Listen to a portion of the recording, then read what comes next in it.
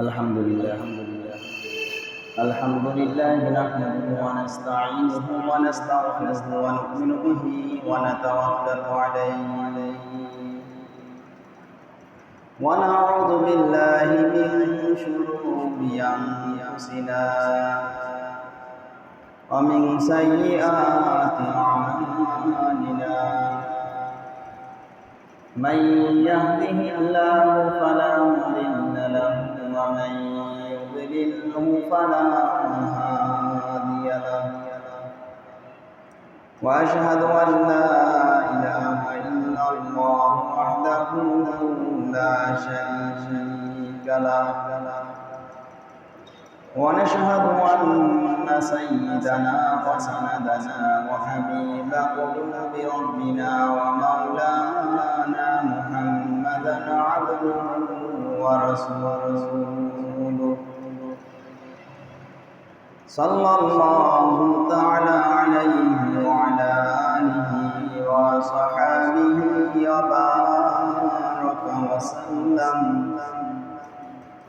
وبارك وسلم تسليما كثيرا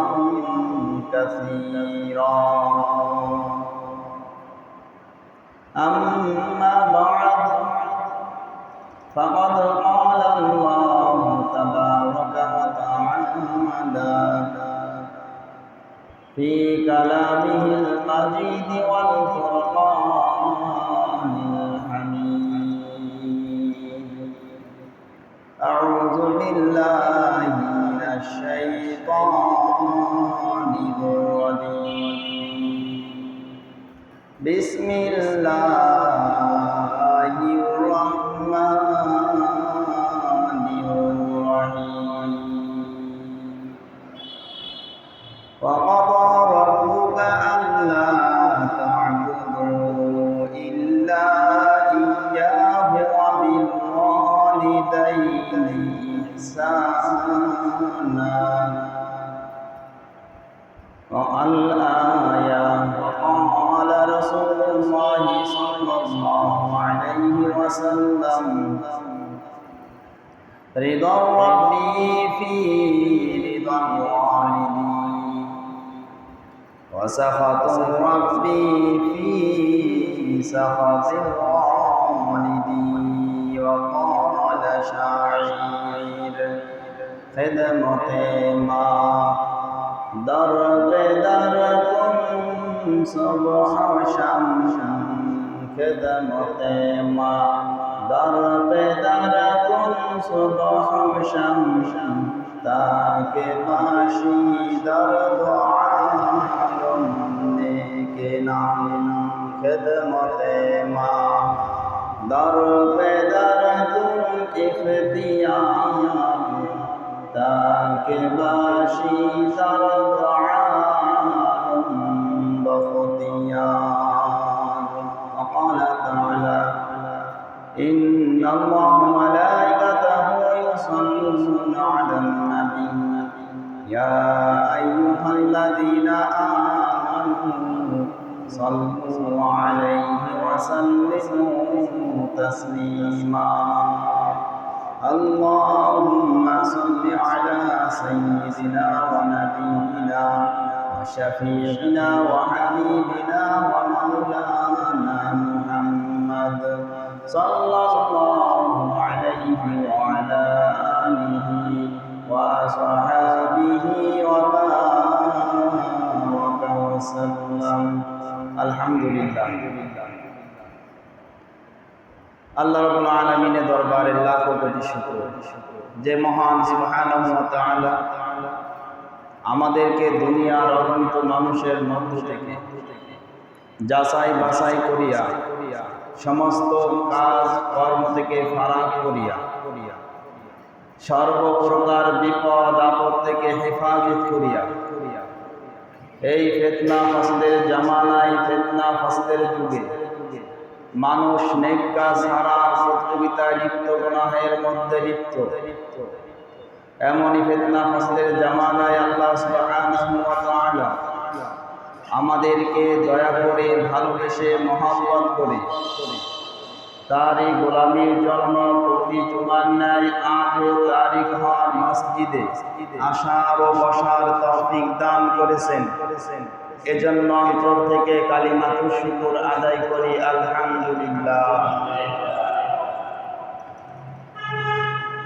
আল্লাহ রাব্বুল আলামিন আমাদেরকে যে ভালোবাসেন, মহব্বত করেন, জান্নাতের পথকে সহজ করে দিয়েছেন, তার আলামত হচ্ছে মহল্লার মধ্যে যতগুলি মানুষ রয়েছে প্রত্যেককে আসার তৌফিক আল্লাহ দেন নাই।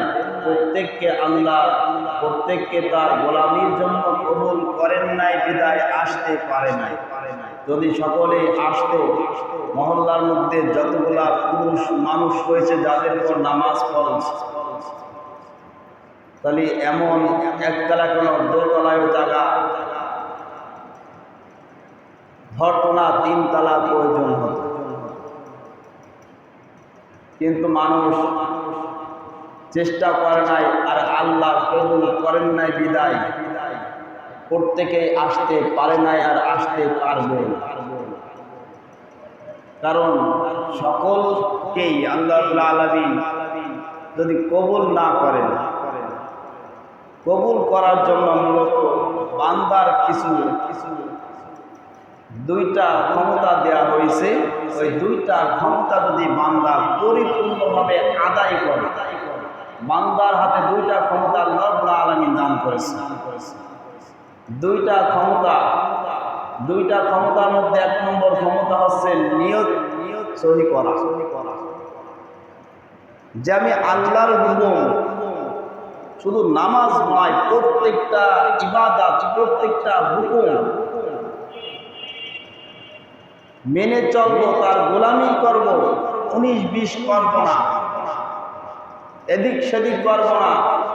1 নম্বর মনের মধ্যে পাক্কা নিয়ত, সহি নিয়ত থাকতে হবে। আর 2 নম্বর বান্দার যে কাজটা, সেটা হচ্ছে নিয়ত সহি থাকলো, এরপরে তার শারীরিক যে শক্তি রয়েছে, ক্ষমতা আল্লাহ দিয়েছেন, হাতের ক্ষমতা, পায়ের ক্ষমতা, মেধা ক্ষমতা, চোখের ক্ষমতা, যে ক্ষমতা আল্লাহ দিয়েছেন, এই ক্ষমতাকে পরিপূর্ণভাবে প্রয়োগ করা, বাস্তবায়ন করার জন্য তার নিয়ত করছি নামাজ পড়ব, আল্লাহর হুকুম, জুমা ফরজ নামাজ আল্লাহর হুকুম, নিয়ত করছি আর আল্লাহ দেওয়া শক্তিটা ব্যয় করেছি, আল্লাহ কবুল করছেন, তাই আসতে পেরেছি। ঠিক কিনা? যদি কবুল না করতেও, তাহলে আমার নিয়ত সহি থাকতো, চেষ্টাও পরিপূর্ণ থাকতো, আসতে পারতাম না, যদি আল্লাহ কবুল না করতো। শুকরিয়া যে আল্লাহ রাব্বুল আলামিন আমাদেরকে বাছাই করে মহব্বত করেছেন। এর থেকে বড় নিয়ামত কি হতে পারে, যে আল্লাহ তার গোলামির জন্য আমাদেরকে কবুল করেছেন। যদি গোলামির জন্য কবুল না করতেন, তাহলে আমাদের জন্য পরবর্তী জীবন, পরবর্তী সময়, অর্থাৎ মৃত্যুর পর যে সময়টা, ওটা আমাদের জন্য কষ্টদায়ক, যন্ত্রণাদায়ক হতো। আর ওই কষ্টদায়ক অনন্তকালের জন্য ওটার জন্য আর শুরু আছে আর শেষ নেই। এই জন্য এজমা আলোচনা করার নিয়ত করেছি। আল্লাহ রাব্বুল আলামিন আমাদেরকে দুনিয়াতে পাঠাইছেন, কিছু দায়িত্ব দিয়ে পাঠাইছেন আল্লাহর হক আদায় করার জন্য। এটা আমাদের দায়িত্ব যে আল্লাহর হক আদায় করা।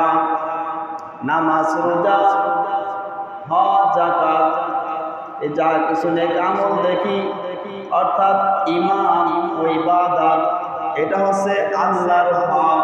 ঈমান ও ইবাদত, এগুলো হচ্ছে আল্লাহর হক। ঈমান আনবো, ইবাদত করব, আল্লাহর হক আদায় হবে, বলে আল্লাহর হক আদায় করতে হবে। আল্লাহর হক আদায় করার পর মানুষের হক রয়েছে, প্রত্যেকটা মানুষের উপর হক রয়েছে। আল্লাহর হক আছে ঈমান ও ইবাদত, আল্লাহর হক।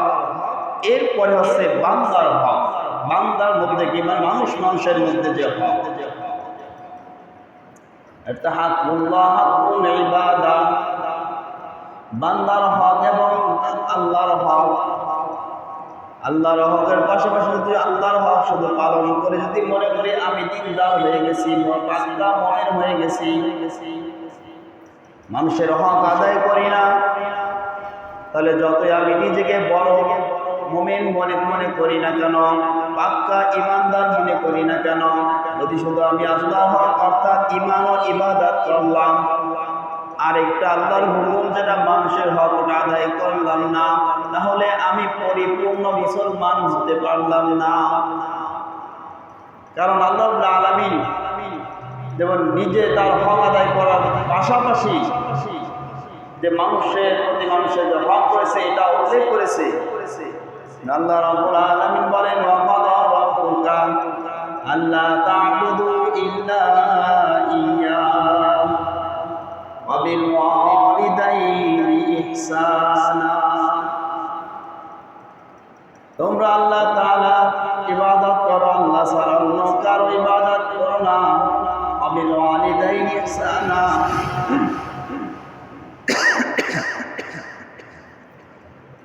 আল্লাহর হকের পাশাপাশি আল্লাহ রাব্বুল আলামিন পিতামাতার হকের হক উল্লেখ করেছেন। ওয়া বিল ওয়ালিদাইনি ইহসানা, তোমরা তোমাদের পিতামাতার সঙ্গে সৎ ব্যবহার করো, ভালো ব্যবহার করো। পিতামাতার সঙ্গে সৎ ব্যবহার করো। আল্লাহর ইবাদত করতে হবে, আল্লাহর হক পরিপূর্ণ আদায় করতে হবে। আল্লাহর হক পরিপূর্ণ আদায় করে পিতামাতার হক আদায় করতে হবে। যদি আমি আল্লাহর হক আদায় করলাম, পিতামাতার হক আদায় করলাম না, আংশিক আদায় করলাম, আংশিক আদায় করলাম না, কিছু আদায় করলাম, কিছু আদায় করলাম না, তাহলেও আমি পরিপূর্ণ মুসলমান হতে পারলাম না। পরিপূর্ণ মুসলমান হতে হয় আল্লাহর হক যেমন পরিপূর্ণভাবে আদায় করি, বান্দার হকও পরিপূর্ণভাবে আদায় করতে হবে। আর বান্দার হকের মধ্যে সব থেকে গুরুত্বপূর্ণ বেশি হকদার হচ্ছে মাতা। এই মাতা পিতার হক আদায় করতে হবে। মাতা পিতার কথা অমান্য করা যাবে না। যখন ডাক দেবে ডাকে সাড়া দিতে হবে। মাতা পিতাকে কখনো কষ্ট দেওয়া যাবে না। মাতা পিতার হক আদায় করে মাতা পিতার হক আদায় করতে হবে। কারণ মাতা পিতার হক যদি আমি আদায় করি তাহলে আল্লাহ খুশি। কারণ আল্লাহর হকের পাশাপাশি বান্দার হকের মধ্যে মাতা পিতার হকের কথা আল্লাহ রাব্বুল আলামিন হুকুম করেছেন। নামাজ যেমন ফরজ, আল্লাহর হুকুম, আল্লাহর হক। মাতা পিতাকেও তার অনুগত করা, তার হুকুম মেনে চলা, এটাও আল্লাহর হক। এটা বান্দার পিতার হক আদায় হলো, এটার আল্লাহ রাব্বুল আলামিনের হুকুম আদায় হয়ে যায়। আল্লাহর হুকুম আদায় করলাম আর পিতামাতার অনুগত করা, এটা আল্লাহর হুকুম। যদি পিতামাতার এই হুকুম হক আদায় করি তা আল্লাহর হুকুম ওটা পালন হয়ে যায়।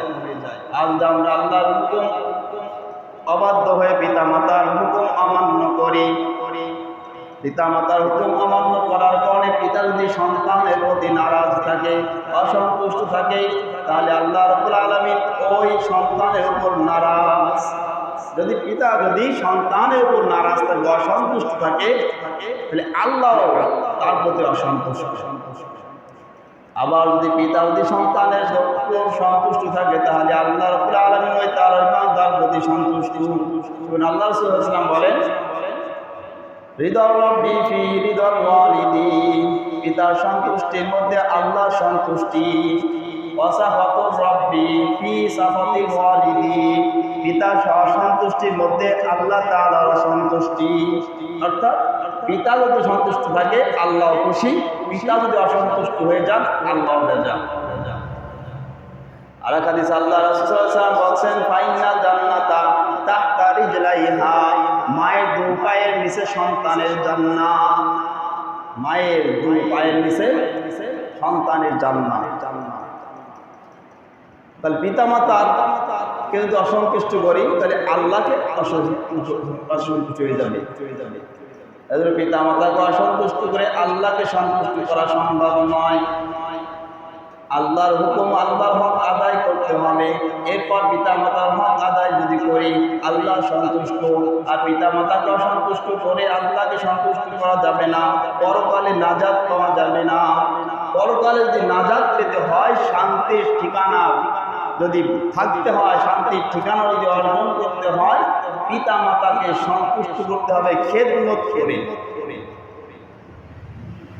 খেদমত করে তাদের হক আদায় করে আল্লাহর হুকুম পালন করে আমার পরবর্তী পরকালের সুখের ঠিকানা অর্জন করতে হবে।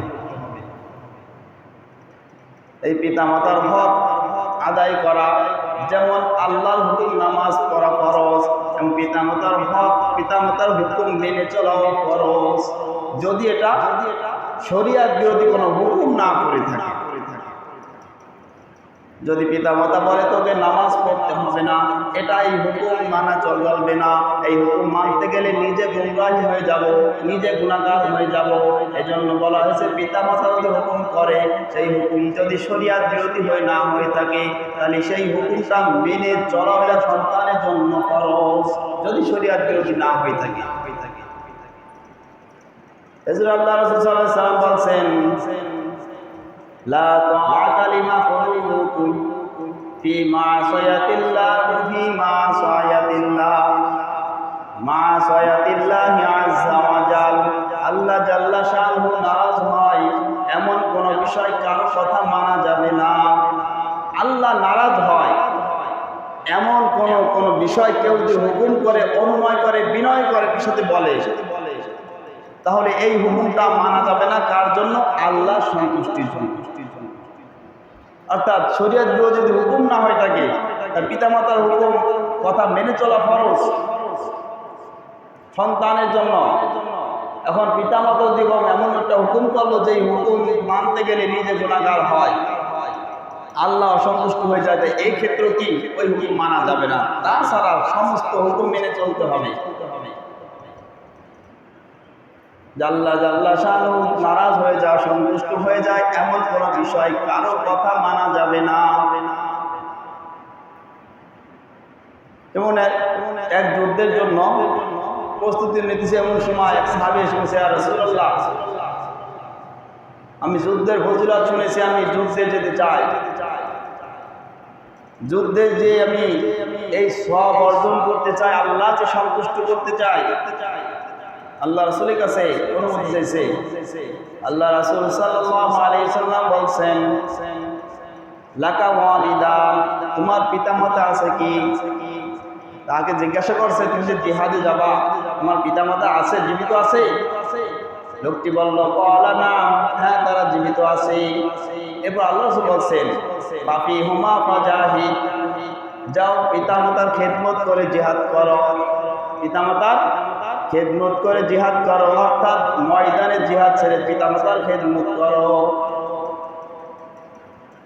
এখানে কত গুরুত্ব বলা হয়েছে যে পিতামাতা যদি থাকে তাদের খেদমত করো, এটা একটা জিহাদ। মুসনাদ আহমদের কিরাতে বলা হয়েছে, এক ব্যক্তি এসে আল্লাহ রাসূল সাল্লাল্লাহু আলাইহি ওয়াসাল্লাম বলেন, ইয়া রাসূলুল্লাহ, আমি জিহাদে যেতে চাই, জিহাদে যাওয়ার জন্য প্রস্তুতি নিয়ে আসছি, যদিও আমার বাপ মা কান্নাকাটি করেছে, নিষেধ করেছে, আমি যদিও আমি মা বাবা মাকে রেখে চলে আসছি, জিহাদে যাওয়ার জন্য প্রস্তুতি নিয়ে আসছি। যে আল্লাহ রাসূল বলছেন, ইয়া রাসূলুল্লাহ, আমি জিহাদে যাওয়ার জন্য প্রস্তুতি নিয়ে এসেছি পিতা মাতাকে রেখে। বলল, তো পিতা মাতাকে রেখে তাদের অনুমতি নিয়ে আসছো? জি না ইয়া রাসূলুল্লাহ, তারা আসতে নিষেধ করেছে, বারণ করেছে, আমি বারণ শুনি নাই, না শোনার কারণে তখন আমি রওনা করে চলে আসছি। তারা কান্নাকাটি করেছে, কিন্তু আমি ওই কান্নাকাটি পরোয়া করি নাই, আমি চলে আসছি আপনার কাছে জিহাদ করার জন্য। আল্লাহ রাসূল বলছেন, তুমি যাও, তোমার যে বাবা মাকে তুমি কান্না করাইছো, তাদেরকে কষ্ট দিয়েছো, ফিরে গিয়ে তাদেরকে হাসাও, যেভাবে তাদেরকে কাঁদিয়ে এসেছো, অর্থাৎ যেভাবে তাদেরকে কাঁদাইছো, ফিরে গিয়ে তাদেরকে হাসাও।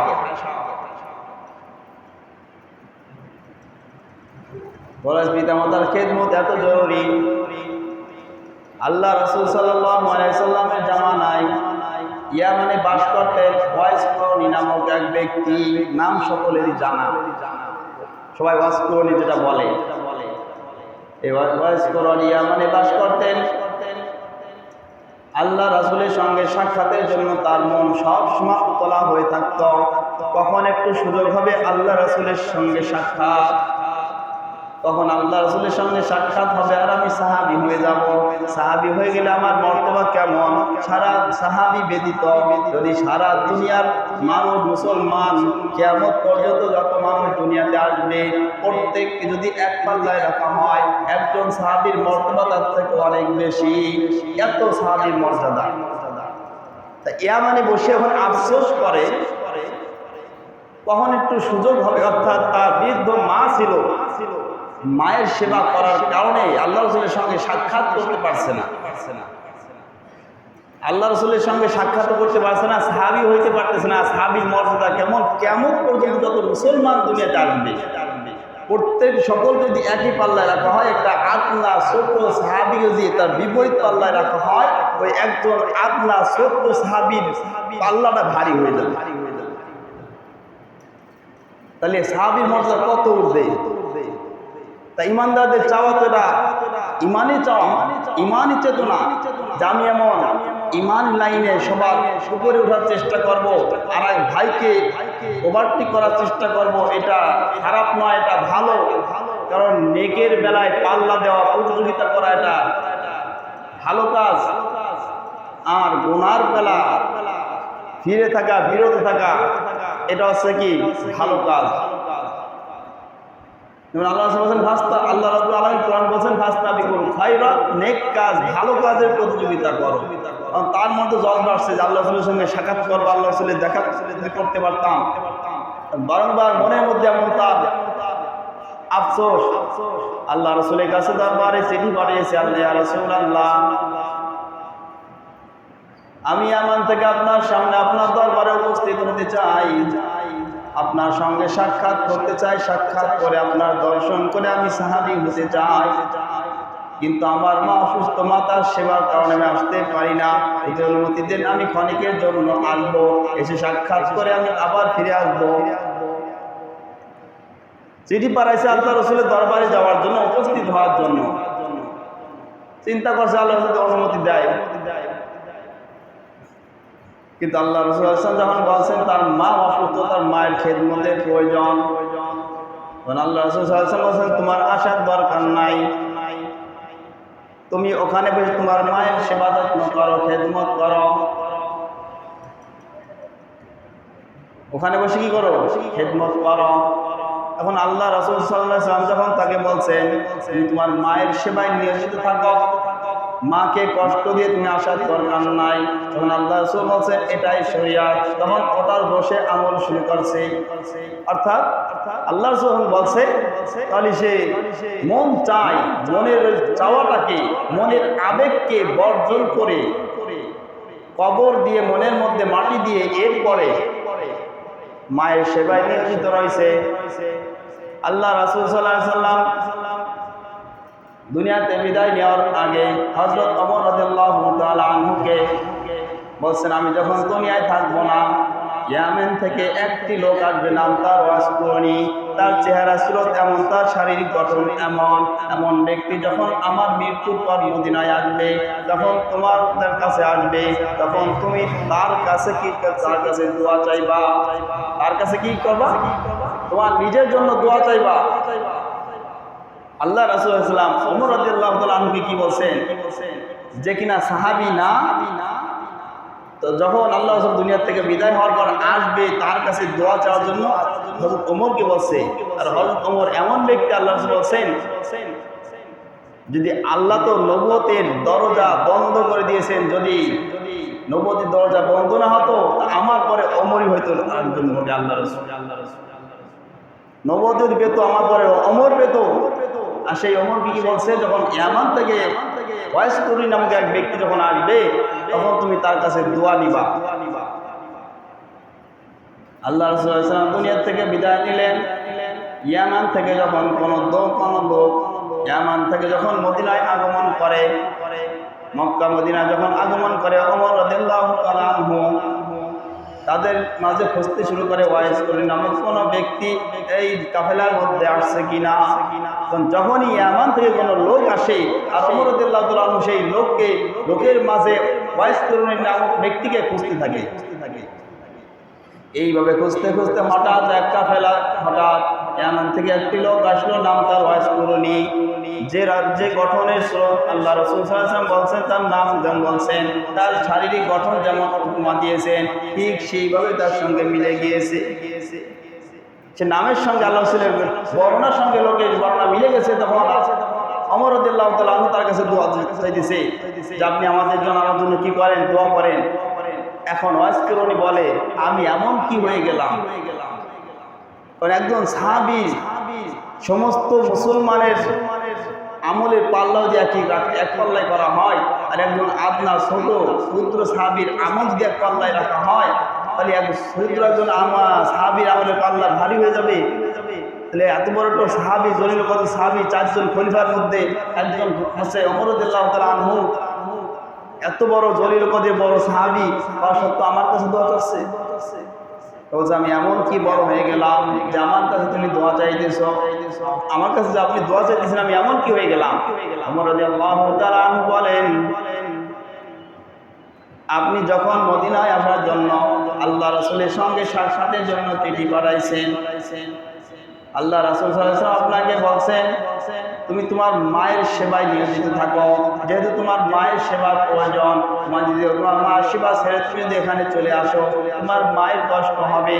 আর তোমার আল্লাহ রাসূল যখন তোমাকে আদেশ করেছেন, তুমি ওটাকে শরীয়তের হুকুম যখন মেনে চলেছো, আল্লাহ রাসূলের হুকুম অর্থাৎ ওটা শরীয়তের বিধান, তুমি যখন ওটা মেনে চলেছো, এই জন্য আল্লাহ রাসূল সাল্লাল্লাহু আলাইহি ওয়াসাল্লাম বলছেন যে তার নিজের মনের খায়েশকে সে বর্জন করেছে, মনের ইচ্ছা, মনের যে আবেগ ছিল সব সেগুলো বর্জন করেছে। এই বর্জন করার কারণে তুমি আল্লাহর দরবারে অনেক উপর উঠে গিয়েছো। আল্লাহর দরবারে তুমি একজন কি সম্মানী হয়েছে, আল্লাহ রাসূল তোমাকে এত বড় সম্মানী করেছে। এই কারণে বলছেন যে আমার মৃত্যুর পর যদি ইয়ামেন থেকে ওয়াইস কুরুনি নামক এক ব্যক্তি আসে, তার চেহারা স্রোত এমন, শারীরিক গঠন এমন ব্যক্তি যখন আসবে, তার কাছে ওমর তুমি দোয়া চাইবা, দোয়া নিবা। ওয়াইস কুরুনি রাহমাতুল্লাহি খুশিতে আবেগে মুক্তার চোখে কান্না এসে গেল। আবেগে খুশিতে কি তার চোখে কান্না এসে গেল। আমার মতো একজন নগণ্য ব্যক্তির জন্য আল্লাহ রাসূল সাল্লাল্লাহু আলাইহি ওয়াসাল্লাম এত আমাকে ভালোবাসছেন। এই হলো এই জন্য পিতামাতার খেদমত করা, কারণ পিতামাতার খেদমত করলে দুনিয়াতে লাভ, আখিরাতে লাভ। দুনিয়াতে যদি পিতামাতার খেদমত করে দুনিয়ার রিজিকের মধ্যে আল্লাহ বরকত দান করে, কিন্তু বর্তমান জামানায় তার উল্টা। খোঁজ নিয়ে দেখেন, হয়তো এই এলাকায় কম, এরা এলাকায় দেখে না। বিদেশিতে বলতে গেলে 98 থেকে 99% বাপ মা যখন বৃদ্ধ হয়ে যায়, অকর্ম হয়ে যায়, মানে শক্তিহীন হয়ে যায়, দুর্বল হয়ে যায়, তখন আর ঘরে রাখতেও মন চায় না, খাওয়ান তো দূরের কথা, দিয়ে দেয় কি বৃদ্ধাশ্রমে রেখে আসে। বাংলাদেশে যদি সেই তুলনায় অনেক ভালো, অথচ সন্তান পিতামাতার যদি হক আদায় না করে, দুনিয়াতেও বিপদ, আখিরাতেও বিপদ। আলকামা নামক আল্লাহ রাসূল সাল্লাল্লাহু আলাইহি ওয়াসাল্লামের জামানায় ফকি আবুল লাইস একটা বর্ণনা করেছেন, আল্লাহ রাসূলের জামানায় আলকামা নামক এক ব্যক্তি ছিল, তার মৃত্যু খুব সন্নিকটে। অনেকে তার পাশে বসে তার কালেমা তার মুখ থেকে বের করার জন্য চেষ্টা করতেছে, কালেমা পড়ানোর জন্য, অথচ সে মুখ থেকে কালেমা বের হচ্ছে না, অথচ সে নামাজ, রোজা, ইবাদত সুন্দরভাবে পালন করত। মৃত্যুর সময় তার মুখ থেকে কালেমা আসতেছে না। পাশের সকলেই তো পেরেশানি হয়ে পড়ল। আল্লাহ রাসূলের কাছে দরবারে খবর পৌঁছালো যে আল্লাহ রাসূল আলকামা নামক ব্যক্তির মৃত্যু খুব সন্নিকটে, হয়তো বেশি সময় বাঁচবে না, বাঁচার কোনো লক্ষণ মনে হচ্ছে না, কিন্তু তাকে কালিমার দাওয়াত দিচ্ছি, কালিমার তালকিন দিচ্ছি, তার মুখ থেকে কালিমা বাইর হচ্ছে না। চেষ্টা করে কালিমা পড়ার জন্য, কিন্তু মুখ থেকে কালিমা বের হয় না। আল্লাহ রাসূল বলছেন খবর নাও ওই আলকামার কোনো পিতা মাতা জীবিত আছে কিনা। খবর নিয়ে জানতে পারলো তার পিতা জীবিত নাই, মাতা জীবিত রয়েছে। বিলাল রাদিয়াল্লাহু তাআলা আনহু বলছেন, ও বিলাল, তুমি তাড়াতাড়ি আলকমার মায়ের কাছে চলে যাও, যে বলো তিনি যদি আমার দরবারে আসতে পারে তাহলে যেন তোমার সাথে চলে আসে। যদি আসতে যদি অক্ষম হয়, সক্ষম না হয়, তাহলে আমি নিজে তার কাছে যাব। আল্লাহ রাসূল বলছেন, দৌড় পাঠাইছেন আলকমার মায়ের কাছে। তিনি যদি আল্লাহ রাসূল দরবারে আসতে যদি কষ্টবোধ হয়, অর্থাৎ দুর্বল হয়, আসতে না পারে, তাহলে আমি নিজে যাব তার কাছে, তুমি খবরটা নিয়ে যাও। যখন বিলাল রাদিয়াল্লাহু তাআলা আনহু আলকমার মায়ের কাছে খবর পৌঁছালো, তিনি কষ্ট করে হলো রাসূলের দরবারে উপস্থিত। এবার বলতেছে বৃদ্ধ মহিলাকে, আপনার সন্তান যে আলকমা, এই আলকমার কেমন ছেলে, তা বর্ণনা মাতেও বর্ণনা ভালো বলতেছে, সে ভালো মানুষ, নামাজ সময় মতো নামাজ পড়ে, দিনভর রোজা রাখে, রাত্রে নফল ইবাদত বন্দেগী করে, অর্থাৎ বর্ণনা অনুযায়ী খুব ভালো। আল্লাহ রাসূল চিন্তা করতেছে যে মা তো তার প্রশংসা করতেছে, নামাজ রোজা হক ইবাদত কোনটা কমতি করে নাই, তো ব্যাপার কি, তার মুখে কালেমা আসে না কেন? আল্লাহ রাসূল তার মহিলাকে বলছেন, আপনার সঙ্গে তার ব্যবহার কেমন, আপনি আপনার সঙ্গে তার কেমন ব্যবহার, আপনি তার প্রতি কেমন খুশি না সন্তুষ্ট? এনে বলছে, আমি তার প্রতি নারাজ। মাতে কি বলছে? আমি তার প্রতি নারাজ। আল্লাহ রাসূল সাল্লাল্লাহু আলাইহি ওয়াসাল্লাম আর কোনো কথা বললেন না। এবার বলল, সাহাবীদেরকে বলল, তোমরা লাকড়ির ব্যবস্থা করো। কি করো? লাকড়ির ব্যবস্থা করো, এবং সেই লাকড়ি এনে আগুন জ্বালাও। সেই আগুনের মধ্যে আলকমাকে আগুনের তার মায়ের সামনে পোড়ানো হবে, অর্থাৎ তার মাকে কষ্ট দিয়েছে, মা তার প্রতি নারাজ। যখন আল্লাহ রাসূল কথা বলছে লাকড়ির ব্যবস্থা করো, তার মায়ের সামনে তার সন্তানকে আগুনে পোড়াবে, যদি এই সন্তান তার মাকে কষ্ট দিয়েছে, সাথে সাথে তার মায়ের মন কষ্টে মানে কান্না চলে আসলো। আল্লাহ রাসূল, আপনি এমনটি করবেন না, আমার সন্তানকে আগুনে পোড়াইবেন না, আমি এটা মা হয়ে বরদাস্ত করতে পারবো না। এবার আল্লাহ রাসূলের কাছে অনুনয় বিনয় করছে, ইয়া রাসূলুল্লাহ, আপনি এমন করেন না, যদিও আমি তার প্রতি অসন্তুষ্ট নারাজ, আমার চোখের সামনে আমার সন্তান আগুনে পড়ে মারা যাবে, আমি কিভাবে এটা মা হয়ে সহ্য করবো? কারণ দুনিয়ার মধ্যে যত মহব্বত, যত ভালোবাসা দেখি না কেন, এই ভালোবাসার মধ্যে স্বার্থ রয়েছে। স্বার্থ ছাড়া কোনো ভালোবাসা নাই। বন্ধুদের মধ্যে ভালোবাসা, এটার মধ্যে স্বার্থ। ভাই ভাইয়ের মধ্যে ভালোবাসা, এটার মধ্যে স্বার্থ। স্বার্থ ছাড়া ভালোবাসা একটা জায়গায় রয়েছে, সেই জায়গাটা হচ্ছে মায়ের ভালোবাসা, অকৃত্রিম ভালোবাসা, নিঃস্বার্থ ভালোবাসা। ঠিক কিনা? একমাত্র মায়ের ভালোবাসার মধ্যে কোনো স্বার্থ নাই, নিঃস্বার্থ অকৃত্রিম ভালোবাসা, অন্তর থেকে অটোমেটিকই ভালোবাসাটা আল্লাহ দেওয়া ভালোবাসা। আর যা কিছু দেখি ভাই ভাইয়ের মধ্যে যদি একটু 19-20 স্বার্থে আঘাত করে, সম্পর্ক নষ্ট হয়ে যায়। যেই মানুষ একজন আরেকজনকে ভালোবাসে, বিশেষ করে যুবক যুবতীরা একজন আরেকজনের প্রতি আকৃষ্ট হয়ে যায়, প্রেমী সম্পর্ক জড়ায় যায়, এমন জড়ে যায় পিতা মাতাকে ত্যাগ করতেও তারা খুশি মনে ত্যাগ করতে পারে, কিন্তু প্রেমিকার হাত ছাড়তে পারে না। উভয় দুজনের পরিবার ছেড়ে নিঃসঙ্গ অবস্থায় দূর মহল্লায় যে বসবাস করতে পারে, কিন্তু পিতামাতার হুকুম মানতে পারবে না, তার প্রেমিকের হাত ছেড়ে, ভালোবাসার হাত ছেড়ে দিয়ে। ঠিক কিনা? এই যে এত গভীর ভালোবাসা, আমার ছোট থেকে যত 20 বছর 25 বছর তারা লালন পালন করলো, খাওয়াইলো, পড়াইলো, আমাকে স্বাবলম্বী হিসেবে আগাই দিল। আর 2 দিনের ভালোবাসায় 2 দিনের পরিচয়, 6 মাসের পরিচয় হয়ে তার সঙ্গে মহব্বতের আটকা পড়ে সব ত্যাগ করতে পারবো, তাকে ত্যাগ করতে পারি না। এই ভালোবাসার মধ্যেও দিক দেখবেন, আঘাত যখন স্বার্থের টান লাগে, তাহলে এই স্বার্থের মধ্যে কি হয়ে যায়? ভাঙচুর হয়ে যায়, চূর্ণ বিচূর্ণ হয়ে যায়, সম্পর্ক আর ঠিক থাকে না। যে স্বামী স্ত্রী বিবাহ করে, বাপ মাকে ভুলে যায়, স্ত্রীকে ছাড়তে পারে না, এই স্ত্রী স্বামীর মধ্যে কি ফাটল ধরে যায়, ছিন্ন বিচ্ছিন্ন হয়ে যায় স্বার্থে টান করলে। একমাত্র নিঃস্বার্থ ভালোবাসা দুনিয়াতে যে থাকে, সেটা হচ্ছে মায়ের ভালোবাসা। আলোচনা করার সময়ও নাই, আলোচনা ছিল।